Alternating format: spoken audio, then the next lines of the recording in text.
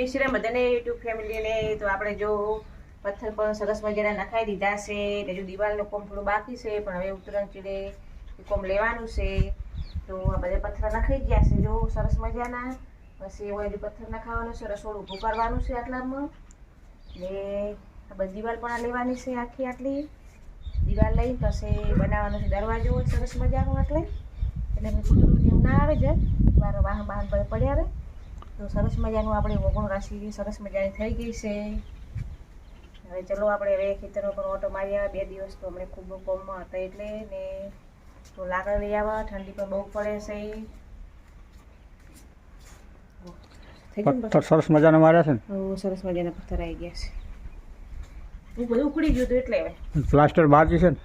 હવે પ્લાસ્ટર બધો દરવાજો બધું કોમ ઘણો ખરું બાકી છે. હજુ તો રસોડાનો પથ્થર નખાવાનું બાકી છે. પણ એમ કે હવે આ પથ્થરના કડિયા અલગ હતા અને પ્લાસ્ટરના કડિયા અલગ છે. તો હવે આપણે જેમ કે હવે પ્લાસ્ટરના કડિયા મળે ને તો પ્લાસ્ટર કરાવી નાખવાનું છે. હવે આપણે ખેતરમાં જઈ આવવા. ઠંડી પણ ખૂબ છે તો લાકડા જેવું લઈ આવવા એટલે તાપવા ચાલે. હેલો ગાઈડ, નમસ્કાર. હું છું આરકે પંચાલ. અત્યારે મારે થોડું કડિયા કામ ચાલતું હતું. અહીંયા પથ્થર નખાયા અને હવે અહીંયા પ્લાસ્ટર કરવાનું બાકી રહે. અને બાકી કારીગરી છે ને, કારીગર પથ્થર મસ્ત ફિટ કર્યા. કારીગર જોરદાર હતો. જો કેવા પથ્થર ફિટ કર્યા છે ને. હજી પથ્થર ઘસાયા નહીં, હજી ઘસવાના બાકી છે. અને પ્લાસ્ટર થઈ રહે અને દિવાલે ટાઈસું મારવાનું છે, ત્યાં ટાઈસું મારવા છે. બધું પછી છેલ્લે ઘસાવા છે. અને બીજું કે આપણે આ ખેતરમાં લાવવાનું વાડી. તમને હું ચોમાસાના એડા વાયા હતા. એડા પાયેલા બતાવો અને વગર પાયેલા બતાવો. તમે જો આ જનાવર કેવા વાય. અને અહીંયા દરવાજો, આ દિવાલ આખી કરવાની છે. અહીંયા દરવાજો બાકી છે. દરવાજો વીઆઈપી બનાવવાનો છે ને, સેન્સરવાળો.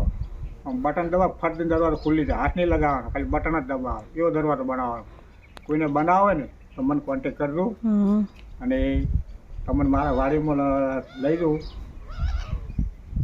આખા ઢોરા ખાઈ જાય તો એડા.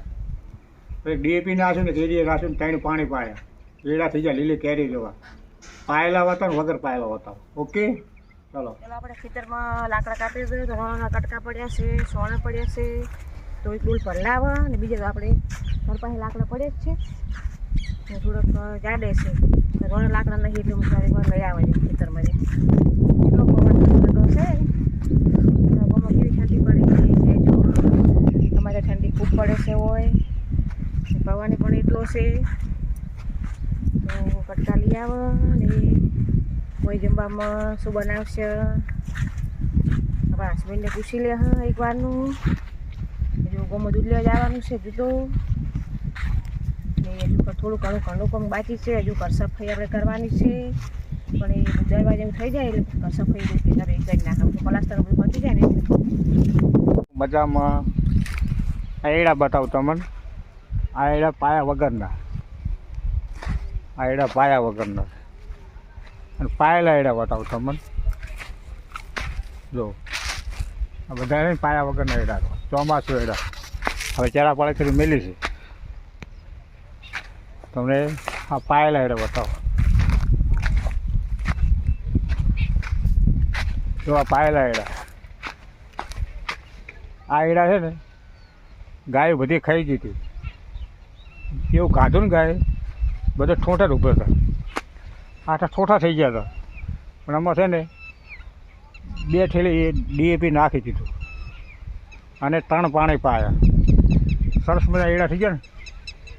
લીલા કેરી જેવા એડા છે ને. અને ઘાસ માટે પેલી નાખી દીધું. પાયેલા એડામાં વગર પાયેલા એડામાં ફરક કેટલો પડે. સોલેડ ફરક પડે છે. આ બધું ખાઈ જ જતા ગાવડે. કશું રાસું નહોતું ગાવડે.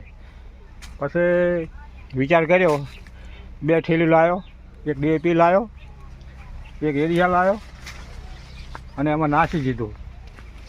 પછી 3 પાણી પાઈ દીધો. એડા સરસ મજાના થઈ ગયા લીલા કેરી દેવા.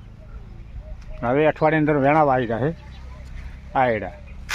પણ મજૂરી કરી હોય મિત્રો તો એડા સરસ મજાના લાગે. બરાબર, તમને આખા એડા બતાવી દઉં. ઓકે, હવે આ એડા જોઈ લો.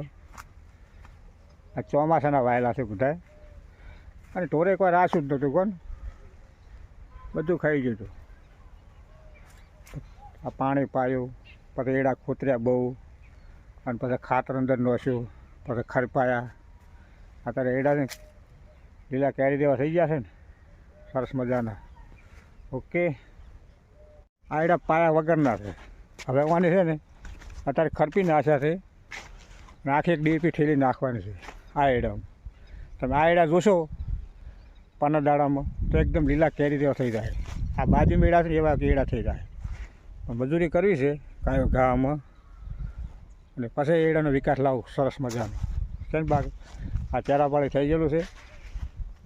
ટૂંક સમયમાં હવે પાણી વાળવાનું છે, ડીએપી નાખી દઈશું, અને ડીએસપી પહેરી દેવાનું. ડીએપી એના પર છે ને એરિયા ખાતર નાખવાનું. એડાનો વિકાસ તમે જોજો.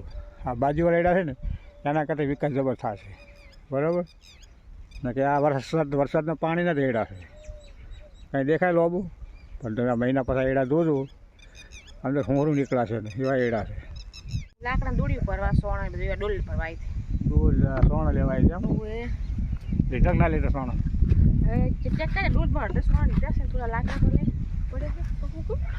ચલો ગાઈડ, આજે સરસ મજાનો પવન છે, પવન ફૂંકવાનું ચાલુ છે. અને દિવસે રાત્રે ઠંડી પડે અને સવારે પવન ફૂંકાય છે. હે, આ બીમાર પડવાનો છે, બરાબર. ઓહો, સોના લાકડા, તમે ગેસનો બચાવ બહુ કરતા લાગો. હે, ગેસનો બચાવ કરો પડે એમ.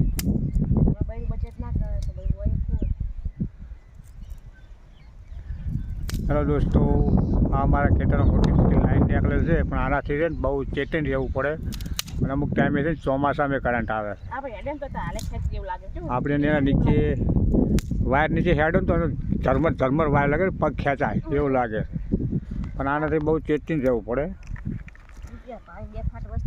રૂપિયા લઈ લઈને વેચવા આવ્યા, પણ એમને વિચાર્યું કે મારે ઢોકળા છે તો શું કરશે, હવે વાયર નાખ્યું. હવે વાજીમાં સરકારી થઈ ગયો. રૂપિયા તો ઢગલો હાલે, પણ કરંટ આવે એનું શું? રૂપિયા આવે અને વેચવા હાલે, અને અમુક કોઈ મિલ દીધે બાપડે ચેડે કોમ આવે. રૂપિયા વાપરી ના છે, કરંટે આવવાનું ચાલુ થઈ ગયું કોઈ ઉપર લાઈનમાં. હા તો હેવી લાઈન છે ને એટલે તો સીટર છે ને તો એમ કે હેવી રેટ કહેવાય ને નખાવા જ ના દેવાય. અમુક ખેતરમાં ઢોકળા છે તો કોઈ નાખવા જ નથી, જો કેસ ચાલુ છે ચાલો. નાખવા જ ના દેવાય.